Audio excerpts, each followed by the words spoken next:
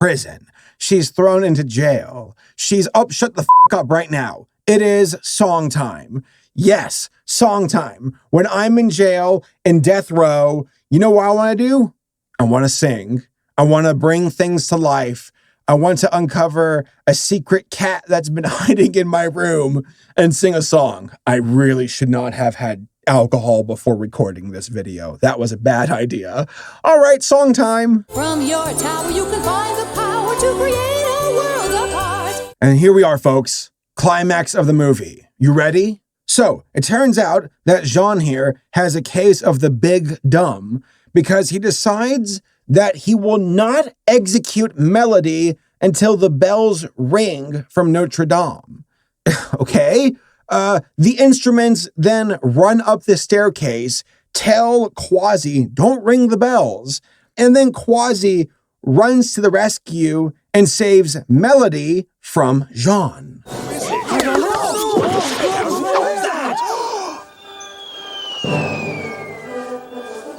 And then, folks, I can't even stress this enough.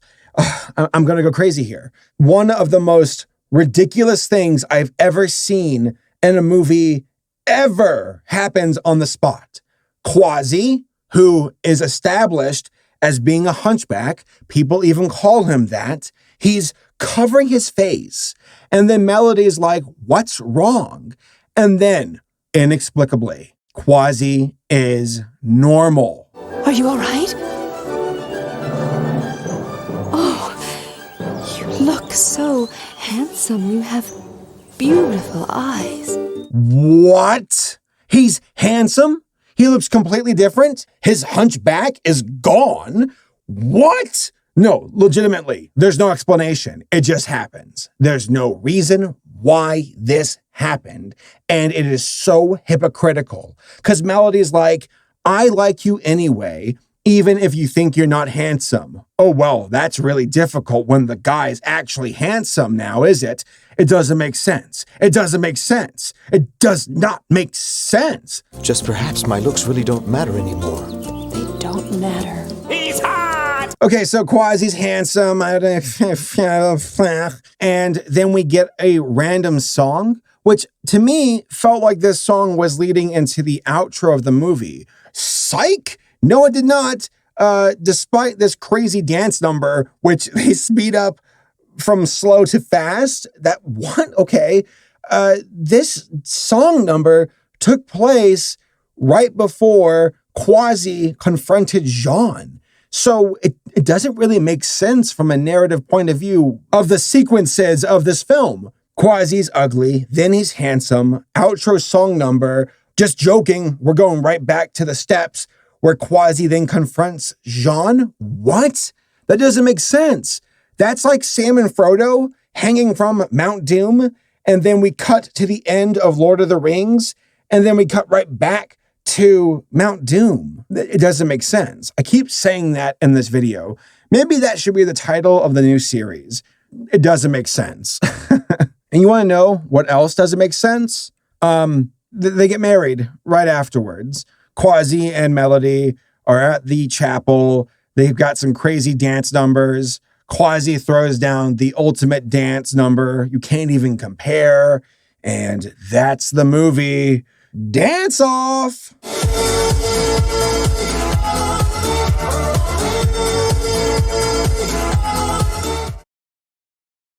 So I'm just going to do the same thing I do with my What the Hell videos. The 5-point summary.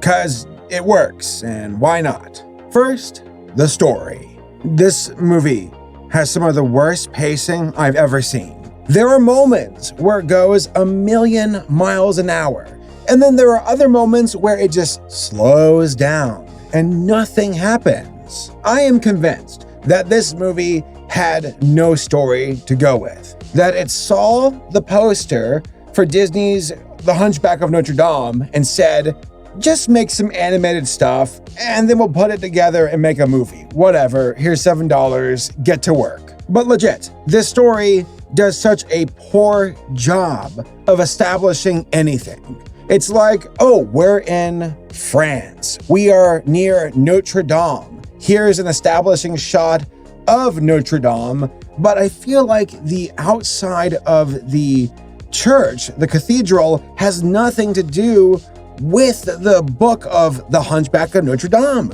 That they just said, we've got Quasi, we got Notre Dame, that's enough. Just do whatever you want. No Esmeralda, no Frollo, not even a hunchback, technically. Quasi in this movie is technically not even a hunchback.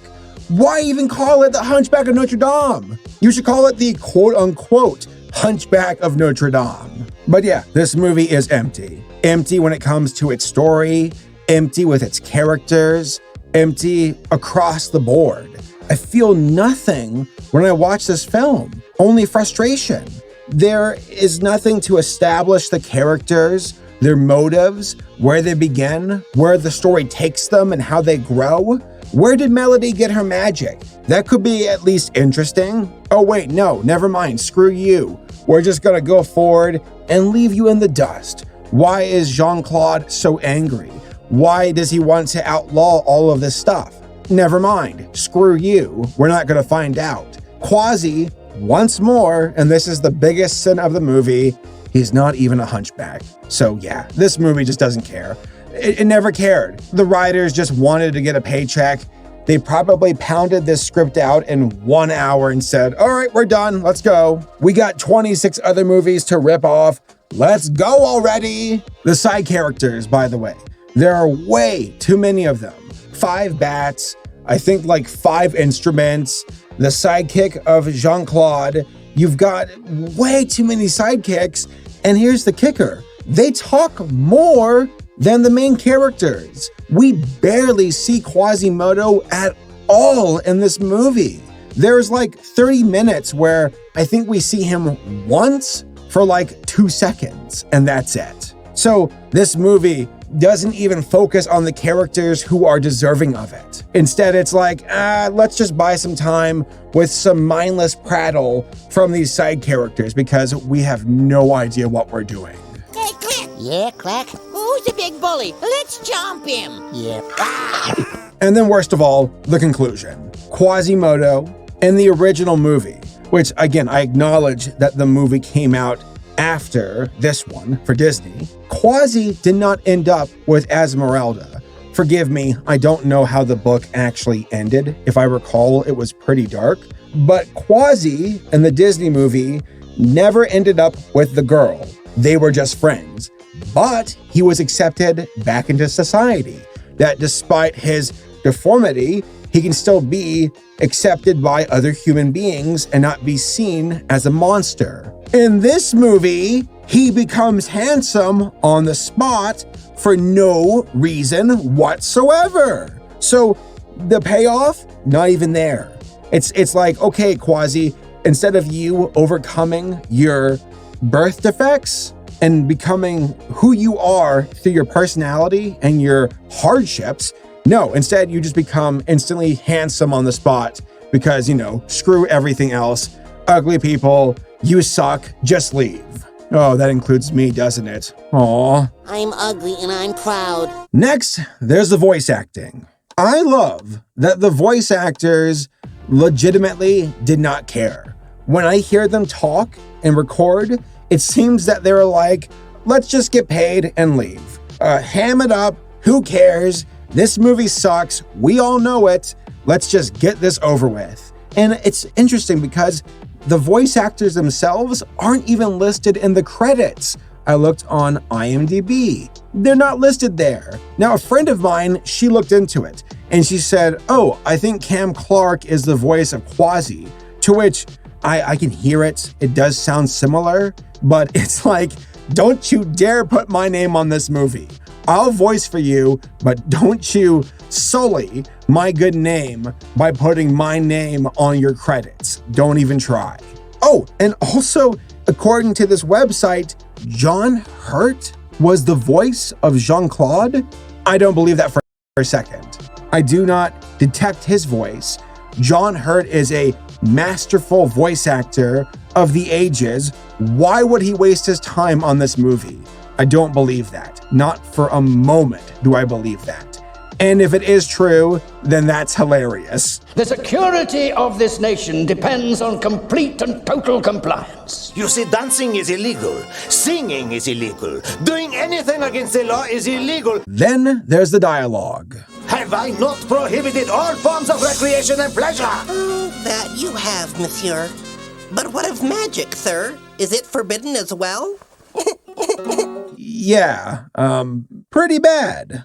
After that, the editing. This is some of the worst editing I've ever seen for a film. And I don't know who to blame exactly. Was it the writers? The animators? The editors? How can you go from day to night, day to night, day to night in one song number? That doesn't make sense. Who am I supposed to blame here? One of you? All of you? And also the pacing, as I said before, is way too quick and then switches over to being incredibly slow. Once more, I don't know who to blame. Though I do realize that editors have the power to shorten things down and help the pacing of the movie, so in a way, you can ultimately blame the editors. Though at the same time, I feel like they stretch this film out, trying to make it to where it's a certain length, which is shameless. And by doing so, they reuse the same shots over and over again. This one dance number with Around the Fire Pit, they do that 5 times in this movie. No excuse. Absolutely no excuse. Well, when it comes to quality. If you're trying to be cheap and scummy, well, by all means, continue. Oh, and don't even get me started on the sound effects. It's like they had their own library of already existing sound effects, and they're like, throw it all in. Just all of it. Just go for it. I don't care. He's touching his mustache, make it go. Why not? We got it. Let's use it. I must stop the gypsy sorceress immediately. And finally, we have the animation. So the way I see it, folks, is when I review bad animated movies, I compare it to going down through certain circles of hell. I've been down to like the 9th layer of hell, but I would put this around like the 3rd layer of hell, where it's like a layer of hell where like you are constantly stubbing your toe, but the 9th layer is like you're being skinned alive all the time. So yeah, I put it in the 3rd layer. I've seen worse. God knows I've seen worse. That being said, this movie is still awful. I'm still technically in hell, just the 3rd layer. Say goodbye, Click. Goodbye, Click. Repetitive animation, boring colors, boring backgrounds, animation errors out the ass. Look at his head. Look at her arm. Look, this guy. Boring colors, boring backgrounds, animation errors out the ass. Look at his head. Look at her arm. Look, this guy's changing colors. Look, they're speeding up the frame rates just so they can make them dance faster. Okay, why not? Sing it out, sing it loud. It's just why head background, repetitive animation, boring colors, boring backgrounds, animation errors out the ass. Look at his head. Look at her arm. Look, this guy's changing colors. Look, they're speeding up the frame rates just so they can make them dance faster. Okay, why not? Sing it out, sing it loud. It's just everything is so boring to look at. It is awful. Once more, I've seen worse. I have seen worse. That being said, this is still an ugly movie, and it's not worth spending your time on. Check it out, guys. I have my own original villain, not Gaston. Remember? I told you all. It's not Gaston. Not even close. What are you talking about? They don't even look alike. Shut up. They're the same picture. The movement of the characters is jarring. You've got animation that, again, slows down, speeds up. Look at this guy, he just runs right across the screen. Look at the frames on this character. They're barely moving at all. If there was a word that could define this movie, it would be this: inconsistent. Boom. There you go. That's how I would describe this movie. Inconsistent and janky and I guess an abomination and ugly and stupid and I hate it and I hate it and I hate it. That's enough, Mia! That's enough! All right, so how would I improve the film? You can't just be making insults and critiquing it without offering something that could help lift it up. So I would give it this. I would say that this movie, call me crazy, this might be insane, I think it needs a story. Being such a smartass, but legitimately, it needs a story. Give me characters who I care for. Give me reasons of why they are, where they are, who they are, what they want, and where they are going. You don't offer anything really, and you just expect us to pay attention and to care for these empty, flat, boring characters who mean nothing to me. I think a fifth grader could write a better story with more meaningful characters and a story.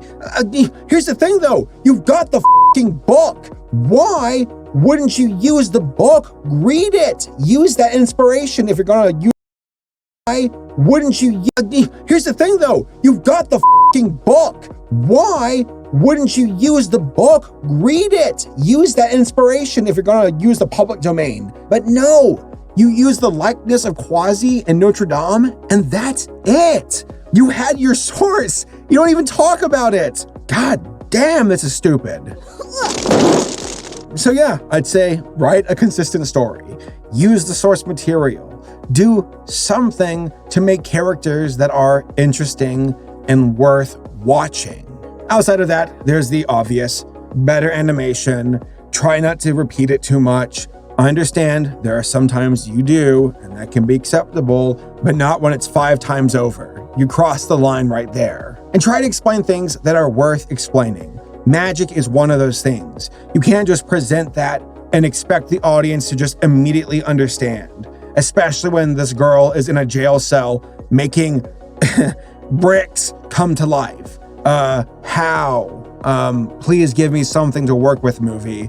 I would love that. Stop it! So yeah, this was a terrible film. This was a terrible idea. I don't know why I thought Bargain Binge would be a good idea for a series. This was a massive mistake. I should never have done this. I should stop right now. There will never be a Bargain Binge episode 2. You cannot force me. We are done. Thanks for watching, and if you want to send me more bad movies, send it to my P.O. box. Just kidding, don't, because we are done. Just kidding, we're not, because apparently I hate myself. All right, see you all next time.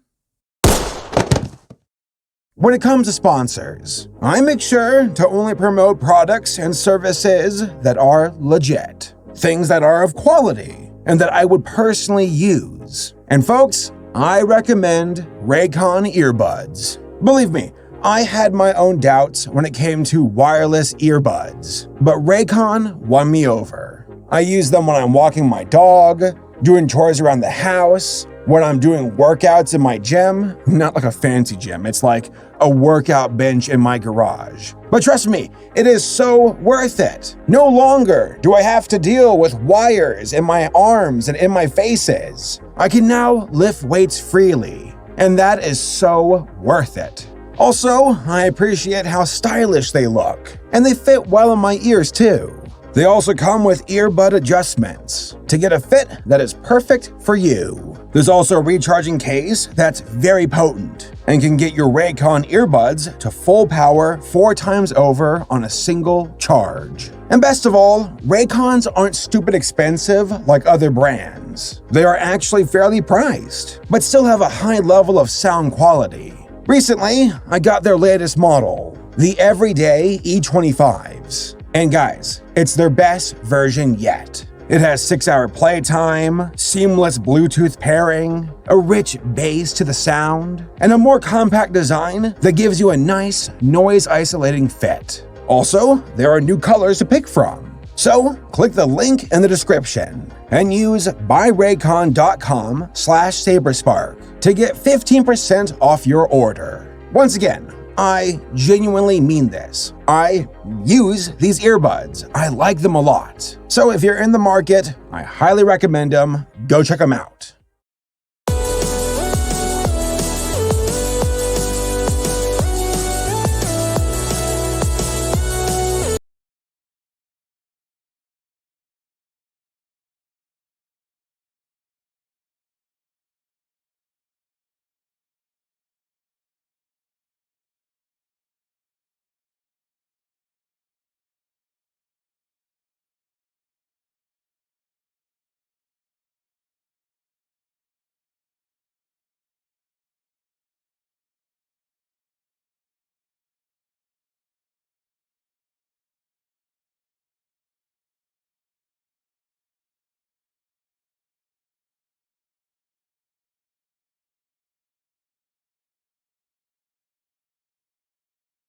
Selections. Selected pixels are white. Transforms you may apply on your layers. Technically speaking, selections and to know all game art. So we are going to paintings like full screen ellipse selection tool. Let us start with the rectangular selection tool. You can access it by pressing Ctrl R on your keyboard. It is used to draw rectangular shapes, but also to box select parts of your paintings, like full sprite.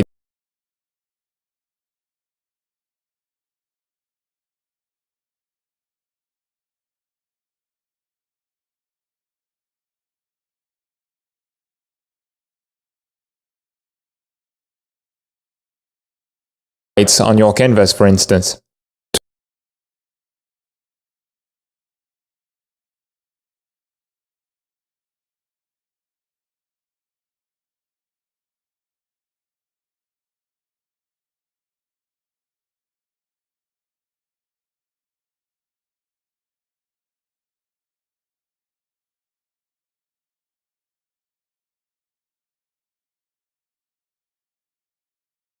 This video is sponsored by Raycon.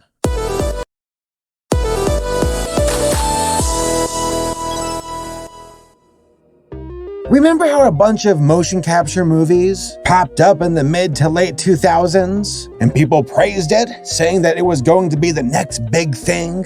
That mocap was the future, and it would eventually replace the entire animation industry. I mean, who would want to have this stuff when you could have this?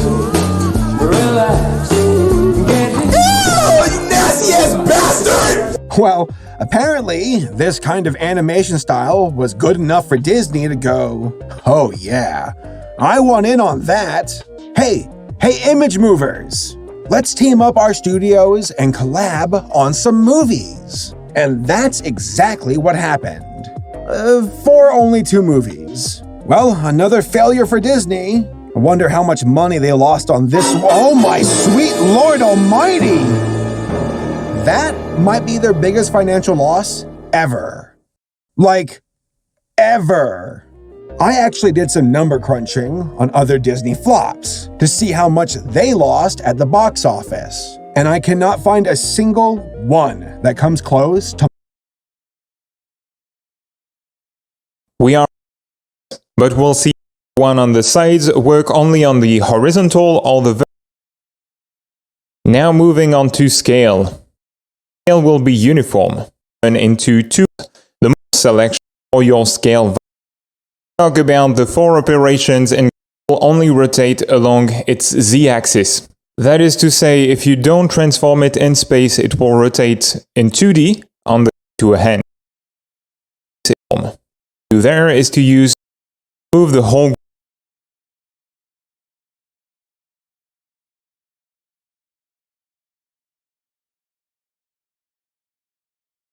We are to talk about selection, and that's how it works. Key to activate the tool, and then click and drag to move your selection. Intent is the tool you access about it. If you click code word hover it, you'll see that your icon changes into a hand.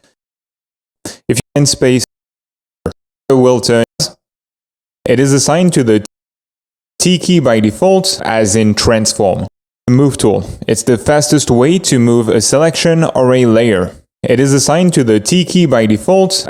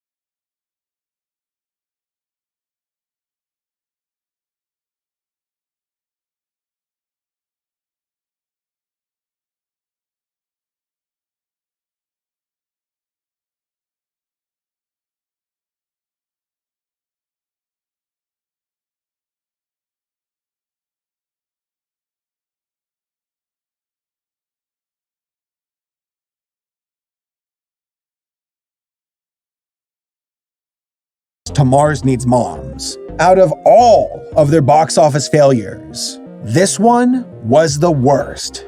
$111 million down the drain. Got your wallet. No! I just don't get it though. Why did this movie fail? Oh yeah, it's ugly as sin. I don't know who looked at these character designs and said, that's it, that right there, that's gonna break records. Well, I guess it kind of did break records. Folks, honest to God, I thought that Let's Go Ape was the worst. That it was the most uncanny when it came to all of these films.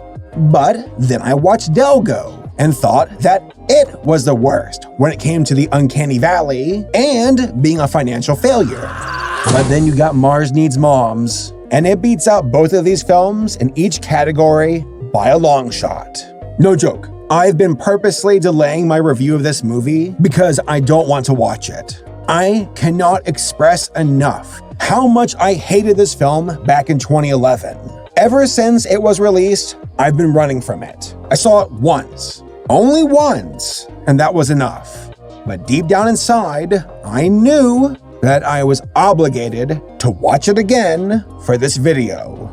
I've been running from this for so long, but I guess you can't avoid destiny. Destiny arrives all the same. Or should I say, I am. Alright, so who are the people behind Mars Needs Moms? Well, it started off as a book actually, and it was written by a well-known comic artist named Berkeley Breathed. He was on the comic scene during the 80s and 90s, and was the guy behind Bloom County, Outland, and Opus. According to an interview with Berkeley, he got the idea for Mars Needs Moms when he saw his own 5-year-old son, named Milo, throwing a tantrum at the dinner table, refusing to eat his broccoli, and telling his mother, quote, "I'd wish I'd never had a mother." Berkeley ran with that concept and turned it into a kid's book called, you guessed it, Mars Needs Moms. The book itself is pretty straightforward and features some fun drawings of goofy Martians and the kid trying to get his mother back. Spoiler alert, the aliens in this book look nothing like the aliens from the movie. Like, not even close. Well, the concept was picked up by Disney and Image Movers. Together, they formed a joint venture called Image Movers Digital, which was launched in 2007.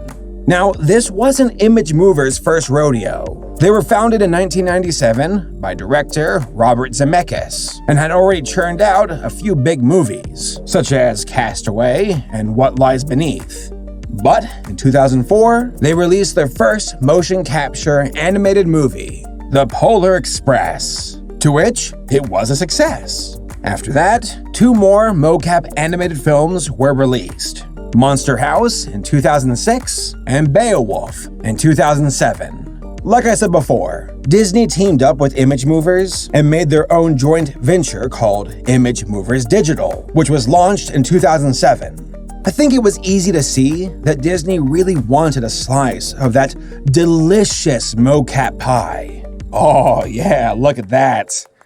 I want a piece of that.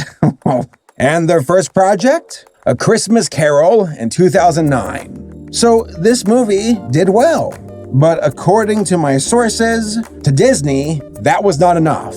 They wanted so much more. And after A Christmas Carol, they shut down Image Movers Digital. Like, they shut it down before Mars Needs Moms was even released. And it also didn't help that there was a recession around this time. You know, it's interesting because initially, Disney and Image Movers were very excited about collabing together. They even talked about doing a mocap version of Yellow Submarine, and even a Roger Rabbit sequel. But it was not to be.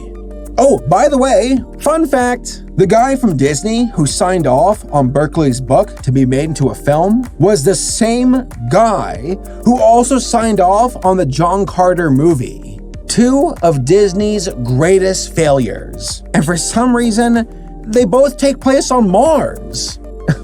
What's up with that?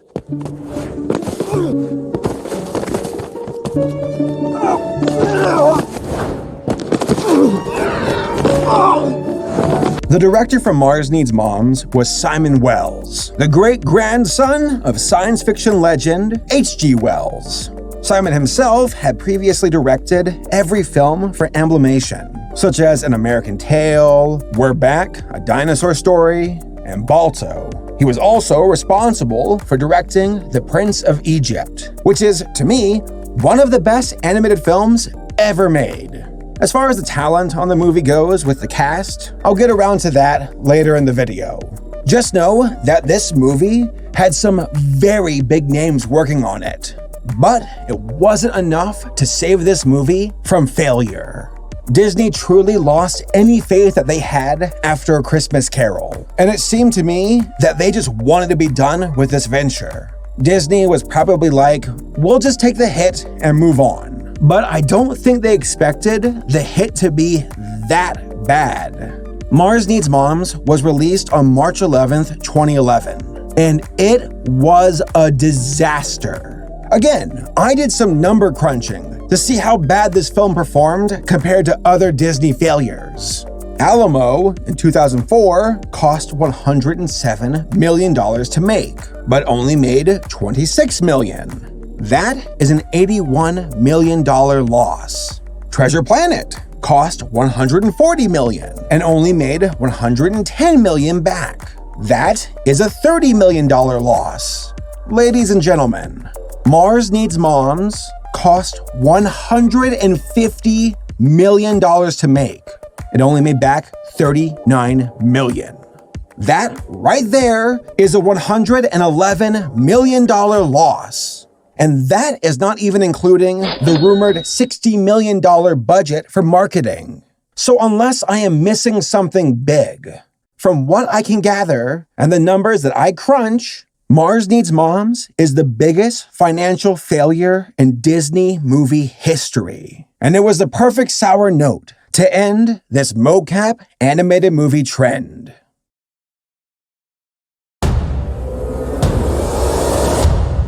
What are you doing in this swamp? I'm getting drunker at every second.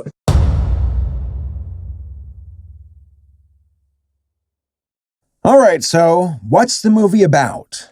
Please, I beg of you, don't make me relive it again. Our story is primarily about Milo and his mom named Mom. In case you did not know, they live on Earth. Milo is a brat. He's rude, lazy, and is always giving his mother sass. His mom's personality is,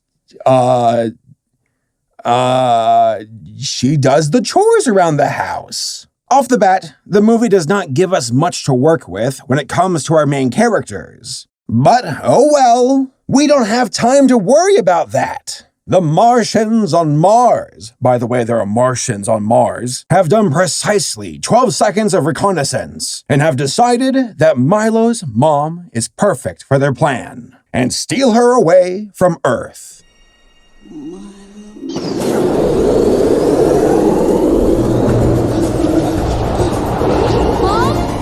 Milo, on accident, hitches a ride to Mars and ends up dazed and confused on the Martians' base. Oh my god, what a chaotic, unknown world! One that is alien and shrouded in mystery. Well, I don't know about you guys, but I cannot wait for the movie to tell us why the Martians live the way they do, why they exist underground, why the females have taken over society, why the male Martians were casted out, and above all else, how they were able to prevent Doom Guy from shooting a hole into the surface of Mars.